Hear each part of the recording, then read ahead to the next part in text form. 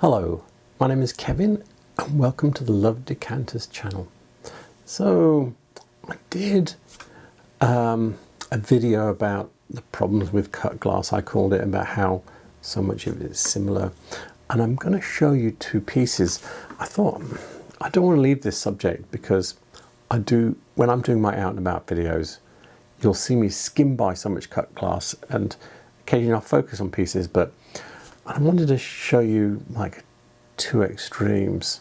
So I have one piece which I would describe as a very generic piece, okay? And I have one that is not so generic. And I can't find an exact reference for either of them. And but they're both marked, so I know what they are. And one of them, I knew what it was anyway, and the other one, I thought it was something else until I found the mark. So yeah, that shows you how, and the difference between what I thought it was and what it is this small. So yeah, so I don't want to leave that subject entirely, and if I have other thoughts on it, I might come back to it, because it's why I think cut glass doesn't sell well unless you know what the pattern is and who it's by. I think that's because it could be anything by anybody from any country. Yeah, difficult. And I've said quite a lot, context is value. So if you can put context on something, it becomes more interesting. People know who made it, where it's from, etc., etc. Put a time period on it.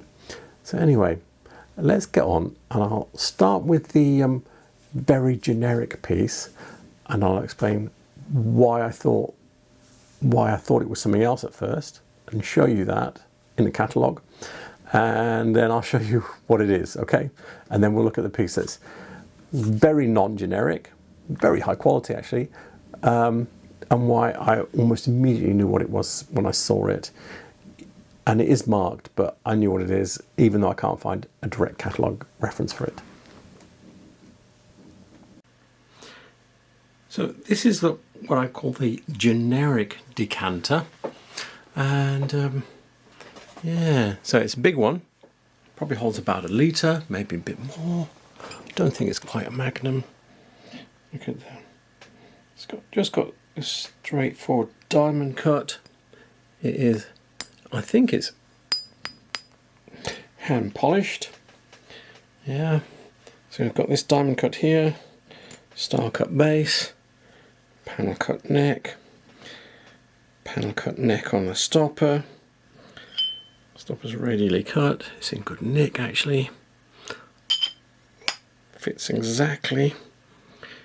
Yeah, but as I described, it's very generic.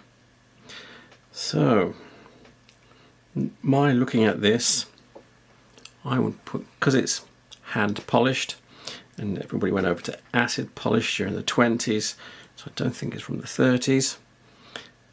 It doesn't look Victorian, so I'd put it 1900 to 1930, somewhere in that time period, maybe Edwardian or just post-war, World War I that is.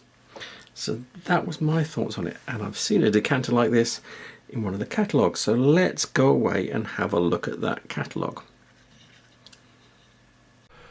We're looking at the Glasmusterbuch.de website. It's a German website.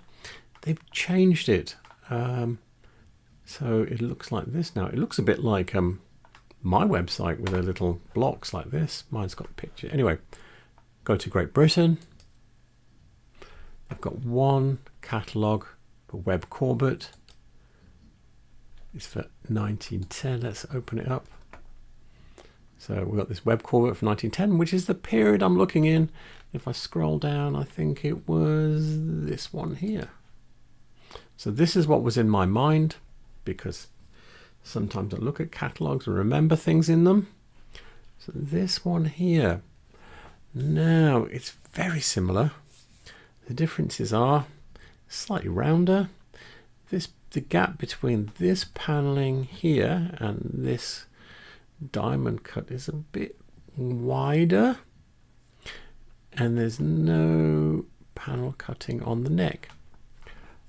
But this is a drawing, and the drawings are never 100%, so it could be this. And also the slightest variation, like panel cutting on the neck, could mean, yeah, it is Webb Corbett 1910, or maybe 1913 or 1908 or something like that, and they just decided to change it.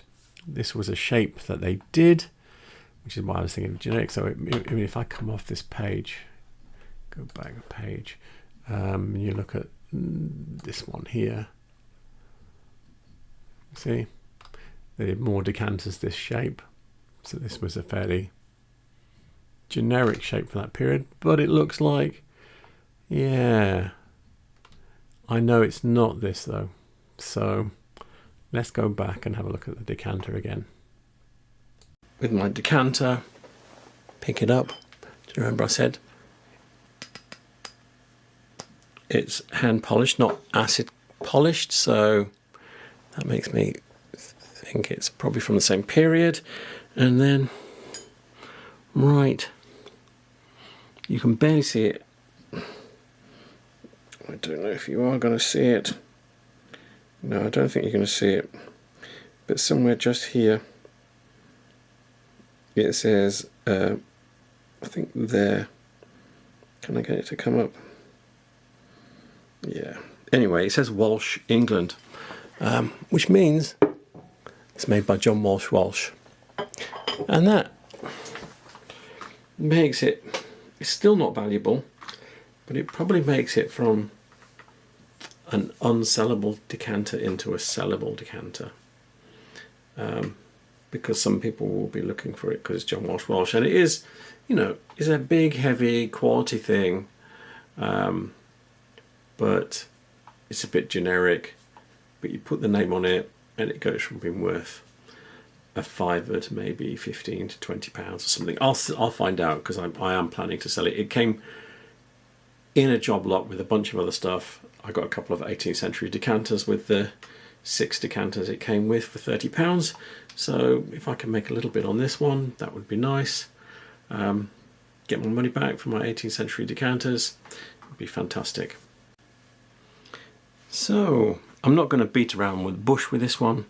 It is marked as well, but this is a Stuart Crystal decanter. It is a very high quality one. It is not in the catalogues, but I knew immediately that it was Stuart Crystal because this shape, this rugby ball shape, oval egg, whatever you want to call it, and the stopper as well, very unusual stopper. Yeah. So yeah. However,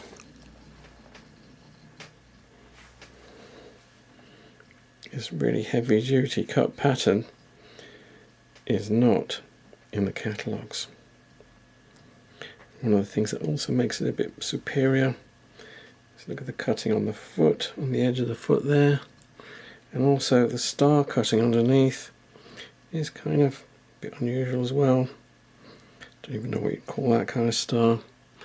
It's like a morning star because the things are different lengths, but it's like a floral one almost. So yeah, this is would have been very expensive. I'm going to stop the camera for a second, go and get a couple of other decanters. So this is how I immediately knew. You see, I've got 3 decanters now in this unusual shape. I've got this Ellesmere one. This one is a pre-war one only. Ellesmere was made after the war. This one wasn't. So we only have a patent number for this one. And they're both in the 1938 catalogue. But I do have, in the 1938 catalogue, there is a vase with this flowers with the sort of diagonal lines across it. So let's go away, have a look at the catalogue, and I'll show you why it's so easy to pin this one down. I have to say though, out of these, the middle one, where I don't have a patent number for it or anything, is the best quality one. Most work in it. You know, you've got the cutting around the edge of the foot. This is much more intricate, much more work.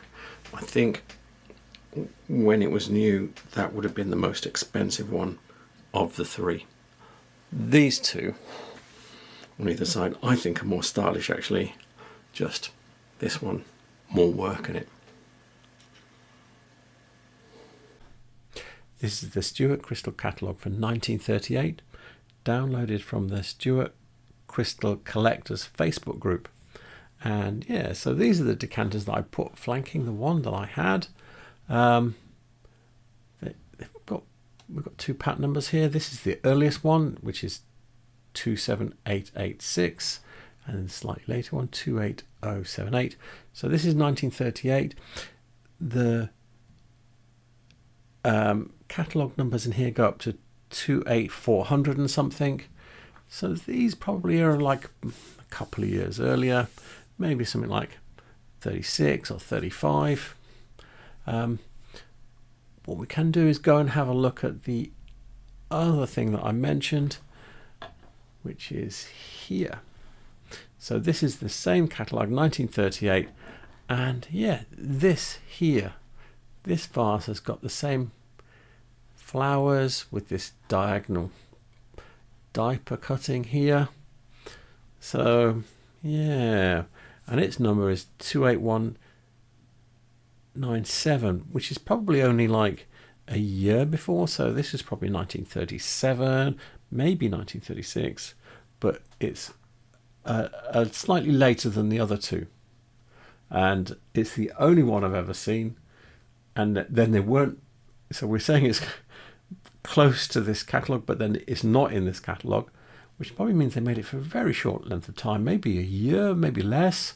Maybe it is more complex to cut, so they might have only just made a few and went, no, we're not doing this. Too much money involved, not enough return.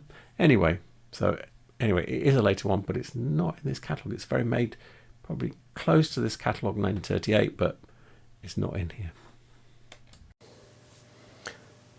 So I don't want to say there is such a thing as a good cut glass and bad cut glass, but there kind of is. And the generic stuff is, and also stylishness counts. Now, I showed you 3 Stuart Crystal ones, and the one that I don't have a patent number for was the highest quality one, yeah. The most work had gone into that one. But of the 3, I would say the one which wasn't made after the war, so not the Ellesmere one, but the other one was the most stylish one. It might have even had less work, but the thing to remember about antiques, and this is all antiques in general, is that after they've been made for so long, okay, the value in the making of them quite often disappears. Now, sometimes it does and sometimes it doesn't. It just depends on the thing. But quite often, when you're looking at sort of like a piece of Georgian furniture that's all been cut by hand, no power tools or any of that kind of stuff, and carved by hand and all that kind of stuff, still not got any value, because the work that was done in putting it together and the materials, the value of the materials, kind of like style is what counts more than that. So a bit of G-plan or Urquell will be more valuable than first growth mahogany Georgian table. You know, I almost said decanter. But yeah, I bought a Georgian table from 1860 for 40 quid. That sits six people. Get that right. I almost fell off the edge there. And, you know, but it's dark, very dark. So nobody's interested in that. And it's out of fashion. And that's it. So the quality piece is still, it's a bit kitsch, I suppose, a bit, you know, chintzy, and but the others are very much more stylish, more Art Deco like, and that counts for something. And also when you see cut patterns that can be slotted into time periods, you go, yeah, that looks so Art Deco, that looks so 60s, that looks so 50s, or whatever it is, you know, when you got your little kidney shaped coffee table, you go, that's so 50s. Yeah, that counts as value because it puts it into a period that you're trying to emulate. Yeah. So anyway, I think I'll wrap up there. So I will give you the references I used in the description below. I will not do anything else because I wasn't going anywhere. So please remember to like and subscribe. It helps my channel.